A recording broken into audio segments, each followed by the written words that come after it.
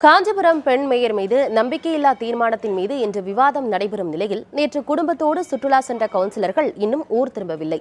அதனால் திட்டமிட்டபடி இன்று வாக்கெடுப்பு நடக்குமா, மேயர் பதவி தப்புமா என்ற கேள்விகள் எழுந்துள்ளன. காஞ்சிபுரம் மாநகராட்சி தேர்தல் 2022ஆம் ஆண்டு நடைபெற்றது. மொத்தமுள்ள 51 வார்டுகளில் 32 வார்டுகளில் திமுகவும் 1 வார்டில் காங்கிரசும் வெற்றி பெற்றன. இதன் மூலம் திமுக கூட்டணி காஞ்சிபுரம் மாநகராட்சியை கைப்பற்றியது. அதிமுக 9 வார்டுகளிலும், பாமக 2 வார்டுகளிலும், பாஜக 1 வார்டிலும், பிற இடங்களில் சுயேட்சைகளும் வெற்றி பெற்றிருந்தன. சுயேட்சைகள் பலரும் திமுக கூட்டணிக்கு ஆதரவு தெரிவித்தனர்.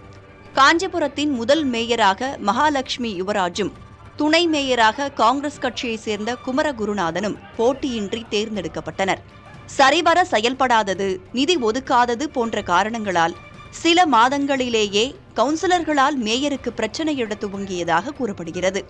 ஒவ்வொரு முறை மாமன்ற கூட்டம் நடைபெறும் போதும் கூட்டம் சலசலப்புடன் காணப்படும்.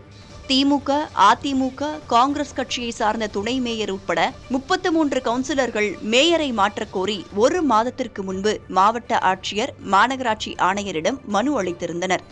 இந்த நிலையில் இன்று காலை நம்பிக்கையில்லா தீர்மானத்தின் மீது விவாதம் மற்றும் வாக்கெடுப்பு நடைபெறவுள்ளது.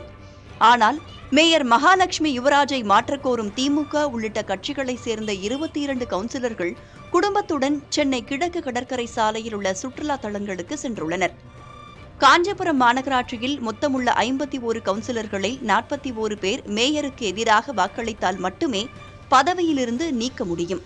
41 கவுன்சிலர்களுக்கு குறைவாக கலந்து கொண்டு வாக்களித்தால் தீர்மானம் நிறைவேற்ற முடியாமல் மேயர் பதவியில் மகாலட்சுமி யுவராஜ் நீடிப்பார். இதனால் என்ன நடக்கும் என்ற எதிர்பார்ப்பு எழுந்துள்ளது. புதிய தலைமுறைக்காக காஞ்சிபுரம் செய்தியாளர் இஸ்மாயில்.